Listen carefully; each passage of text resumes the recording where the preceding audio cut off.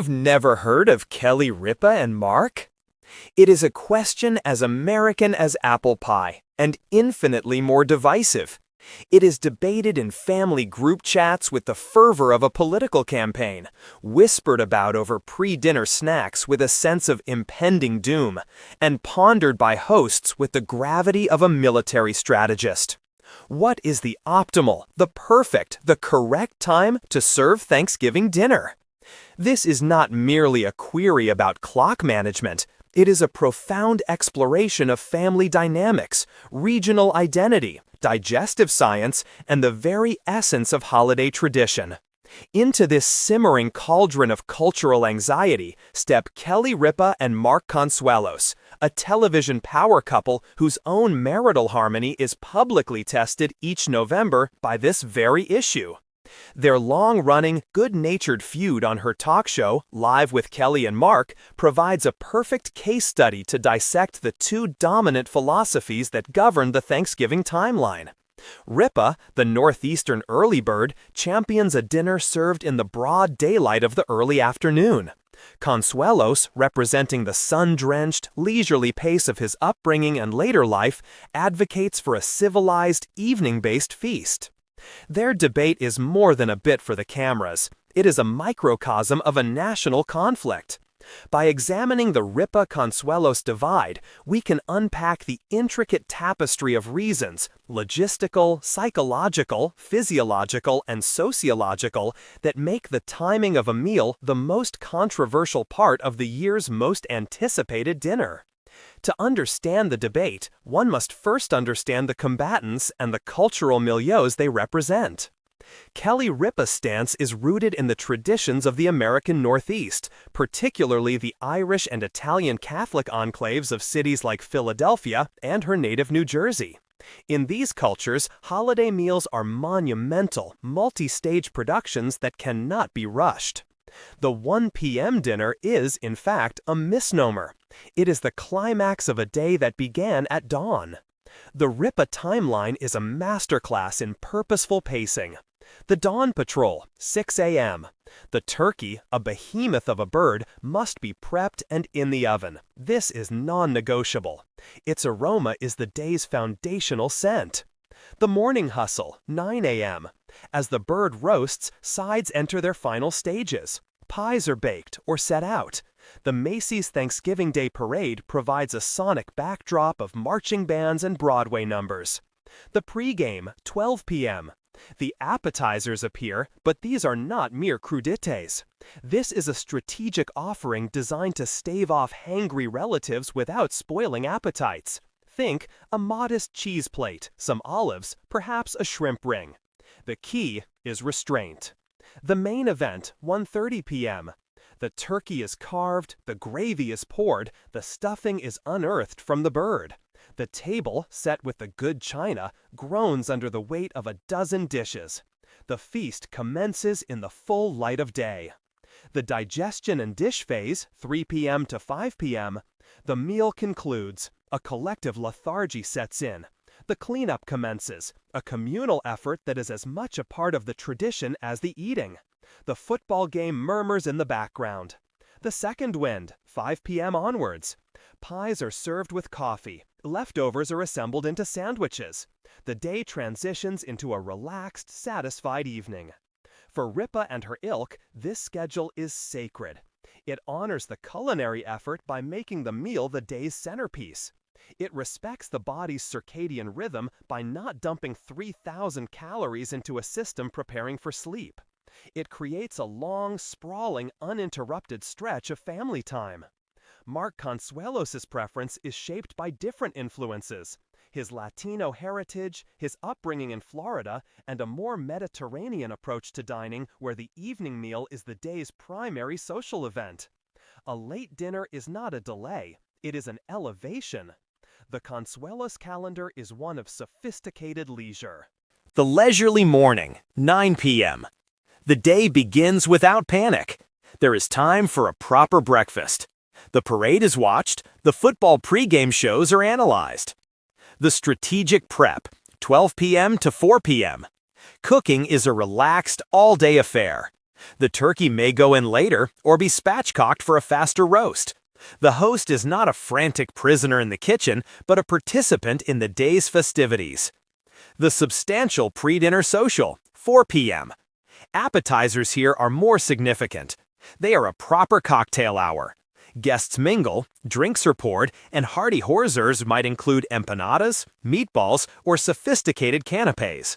This is the main social event. The dinner is its glorious conclusion. The candlelit climax, 7 p.m. The dinner is served as evening falls. The lighting is softer, the mood more formal and celebratory. It feels like a gala, a true dinner party in the finest sense of the word. The lingering nightcap, 9 p.m. onwards. The meal concludes, but the night is young. Dessert and digestives are served later, allowing the dinner to settle. Conversation flows freely without the pressure of a post-meal cleanup looming immediately. For Consuelos, this schedule is civilized. It avoids the food coma of the afternoon and allows the entire day to build elegantly towards its peak. It treats Thanksgiving dinner with the respect a meal of such magnitude deserves, not cramming it between a parade and a football game. The Ripa Consuelos debate is a surface-level conflict that reveals deeper fault lines. Let's explore the key battlegrounds. The physiological impact of a large tryptophan-rich meal is a central point of contention. The case for early, Ripa. Proponents argue that a 1 p.m. dinner aligns with the body's natural digestive peak. You consume the massive meal when your metabolism is most active, giving you a solid 6 to 8 hours to process the bulk of it before sleep. The ensuing coma is a natural postprandial somnolence, a restorative rest that can be shaken off in time for pie and a movie. Eating so close to bedtime, they argue, is a recipe for acid reflux, poor sleep quality, and that uniquely unpleasant feeling of going to bed overly full. The case for late, Consuelos. The late dinner camp counters that the food coma is precisely what they wish to avoid. A massive afternoon meal derails the entire day, rendering everyone useless by 4 p.m. By pushing the meal to the evening, you accept that the post-dinner state will be one of satisfied lethargy, which is perfectly suited for retiring to a comfortable chair or, eventually, bed. You lean into the fatigue rather than fighting it in the middle of the day. Thanksgiving is rarely a simple single household affair. It is a complex ballet of travel and coordination. The early dinner's allure. For families with young children, the Ripa schedule is a godsend. It works around nap times and prevents meltdowns. For those who have to travel significant distances to a host's home, an early dinner provides a clear endpoint. You can arrive by 11 a.m., feast by 1 p.m., and be on the road home by 5 p.m., avoiding late-night driving. The late dinner's flexibility. The Consuelos method offers its own logistical advantages. It accommodates guests who have to work in the morning or have multiple family commitments. It gives hosts the entire day to prepare without the pre-dawn alarm. For guests traveling from afar, it allows for a more relaxed journey, arriving in the early afternoon without having missed the main event. The timing of the meal dictates the rhythm of the kitchen. The Ripa kitchen. This is a high-stakes, time-sensitive operation. The turkey must be perfectly cooked and rested to hit that 1:30 p.m. carving time. Mashed potatoes must be whipped at the last possible moment. The gravy is a final frantic masterpiece. The payoff is everything hitting the table at the peak of its freshness and temperature. The Consuelos kitchen. This approach allows for more grace under pressure. Many dishes can be prepared fully in advance and simply reheated. The turkey has a wider window for doneness. The host can enjoy the cocktail hour with their guests, slipping away only for final assembly. The trade-off is the challenge of reheating everything perfectly without it tasting like leftovers. The psychology of the day is profoundly shaped by the dinner hour. The arc of the early day. The Ripa schedule creates a narrative of building anticipation that culminates in a grand shared release, followed by a long, gentle denouement. The food coma is not a bug, it's a feature. A collective, satisfied state of being that bonds the family in a shared groggy bliss. The second wind for pie and sandwiches is a genuine, joyful resurgence of energy. The arc of the late day. The Consuelos schedule builds a slow, steady crescendo of excitement. The entire day is a prelude. There is no disruptive coma, just a smooth transition from anticipation to celebration to satisfied repose. The evening feast feels more intentional, more like a celebration, and less like a calorific demolition derby. Must the Ripa Consuelos divide end in a cold war of leftover turkey? Perhaps not. Many American families have brokered their own peace treaties, creating hybrid models that attempt to capture the best of both worlds. The heavy lunch compromise, 3:30 to 4:30. This is perhaps the most popular middle ground. A 3:30 p.m. dinner is late enough to feel leisurely, but early enough to avoid the pitfalls of a late-night feast. It allows for a substantial morning, a dignified meal, and still leaves a full evening for digestion, dessert, and games.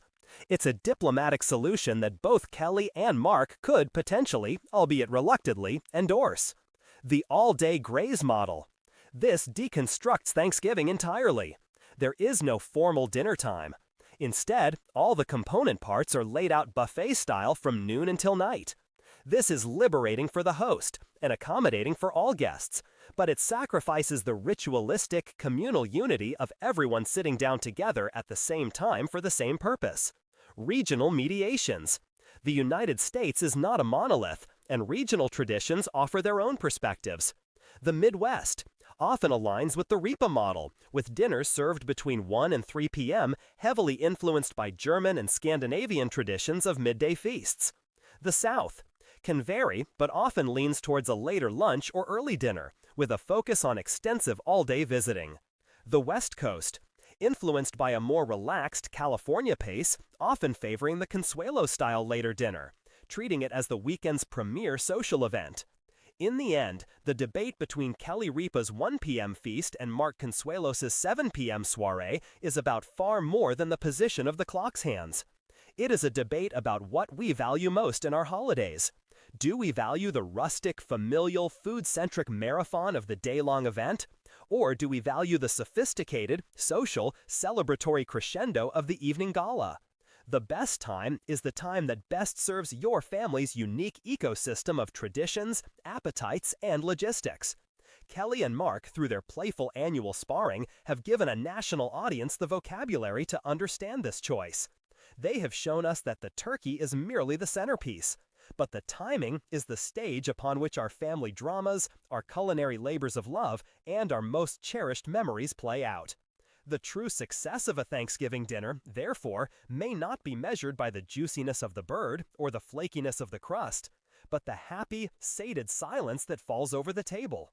Whether that silence occurs in the golden light of a November afternoon or under the soft glow of the evening chandelier.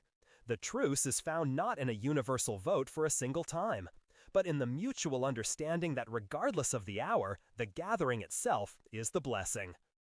And just like that, today's story brings us to a place where emotion, honesty, and the quiet strength of love all come together.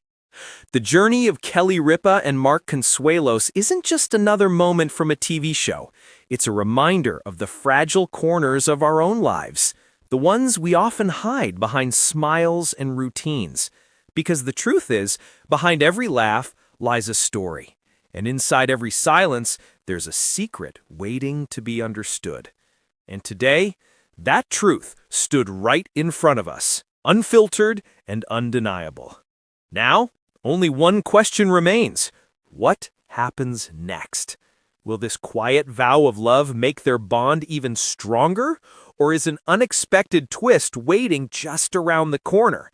You're probably feeling it too. This story doesn't end here. It can't. The next chapter is already forming, quietly, just out of sight.